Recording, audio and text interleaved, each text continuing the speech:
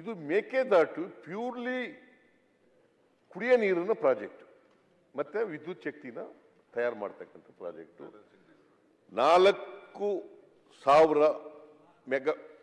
400 megawatt ವಿದ್ಯುತ್ ಅನ್ನ ಉತ್ಪಾದನೆ ಮಾಡ್ತಕ್ಕಂಥ ಒಂದು ಪ್ರಾಜೆಕ್ಟ್ ಮತ್ತೆ ಈ ಡ್ಯಾಮ್ ಕಟ್ಟೋದಿದೆಯಲ್ಲ ಇಟ್ಸ್ ಎ ಬ್ಯಾಲೆನ್ಸಿಂಗ್ ರಿಸರ್ವಾಯರ್ ನಮ್ಮ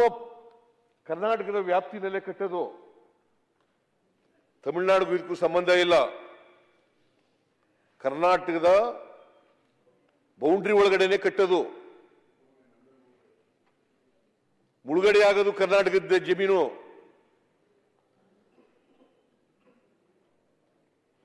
ಇದರಿಂದ ತಮಿಳುನಾಡಿಗೆ ಏನು ಹಾನಿ ಆಗಲ್ಲ ಆನ್ ದಿ ಅದರ್ ಹ್ಯಾಂಡ್ ತಮಿಳುನಾಡಿಗೆ ಲಾಭ ಆಗುತ್ತೆ ಅವ್ರಿಗೆ ಅನುಕೂಲ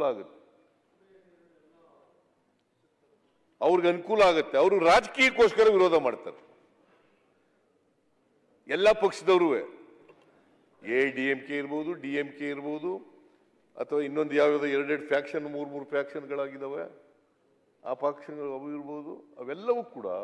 ರಾಜಕೀಯಕ್ಕೋಸ್ಕರ ವಿರೋಧ ಮಾಡೋದು ತಮಿಳುನಾಡಿನಲ್ಲಿ ಎಲ್ಲರೂ ಈಗ ನಿಮ್ ಫ್ರೆಂಡ್ ಅಲ್ಲ ಸರ್ ಅವರು ಗೋವಾದವರು ನಿಮ್ ಫ್ರೆಂಡು ಹೇಳ್ಬತ್ತೆ ಹೋಗಿ ಈಗ ಮನೆ ಗೋವಾದವ್ರು ನಿಮ್ ಫ್ರೆಂಡು ಮಾದಾ ಈಗ ಹೋಗಿ ಮೇಕೆದಾಟು ಮೇಕೆದಾಟಲ್ಲ ಮಾದಾಯಿ ನಮ್ಗೆ ಮಾದಾಯಿ ಯೋಜನೆನ ನಾವು ಪ್ರೈಮ್ ಮಿನಿಸ್ಟರ್ ನಿಯೋಗ ಕರ್ಕೊಂಡು ಹೋಗಿದ್ದೆ ಈಗ ನಿಮ್ಮವರೇ ಚೀಫ್ ಮಿನಿಸ್ಟರ್ ಅಲ್ಲಪ್ಪ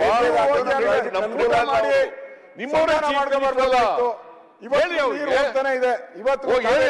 ಹೋಗ್ತಾನೆ ವಿರೋಧ ಮಾಡಬೇಡಿ ಅಂತ ಹೇಳ್ರಿ ಇವಾಗ ಮೇಕೆದಾಟು ಯಾತ್ರೆ ಮಾಡುವಾಗ ಯಾಕೆ ಯೋಚನೆ ಮಾಡಲಿಲ್ಲ ಸುಮ್ಮನೆ ಅಶೋಕ್ ಅವರೇ ನಿಮ್ಮವರೇ ಮುಖ್ಯಮಂತ್ರಿ ಬಿಜೆಪಿಯವರೇ ಮುಖ್ಯಮಂತ್ರಿ ಈಗ ಎರಡು ಕಡೆ ಯೋಜನೆ ಮಹದಾಯಿ ಅಲ್ಲೂ ನೀರಾವರಿ ಯೋಜನೆ ಅಲ್ಲ ಏನ್ ಮಾಡಿದೀರಾ ಅಂತ ಜನ ಕೇಳ್ತಾರೆ ಅಲ್ಲೂ ನೀವೇ ಇಲ್ಲೂ ನೀವೇ ಫ್ರೆಂಡ್ಸ್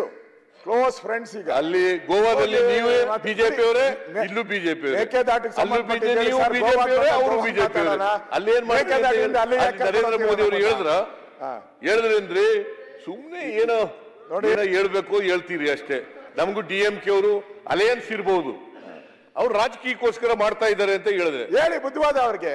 ರಾಜಕೀಯಕ್ಕೋಸ್ಕರ ಮಾಡ್ತಾ ಇದ್ರೆ ನಿಮ್ಗೆ ಮಾನ ಮರ್ಯಾದೆ ಇಲ್ಲ ಅಂತ ಹೇಳಿ ಅವ್ರಿಗೆ ನೀವು ಹೇಳಿ ಬಿಜೆಪಿ ಗೋವಾದವ್ರಿಗೆ ಹೇಳಿ ಗೋವಾದವ್ರಿಗೆ ಹೇಳಿ ಮಾತಾಡೋಣ ನಿಮ್ಮ ಚೀಫ್ ಮಿನಿಸ್ಟರ್ ದಾಟು ಬಗ್ಗೆ ಹೇಳಿ ಸ್ಟಾಲಿನ್ 10 ದಿನ ಪಾದಯಾತ್ರೆ ಮಾಡಿದ್ರಿ the Goa chief minister is A BJP man political ಪಾದಯಾತ್ರೆ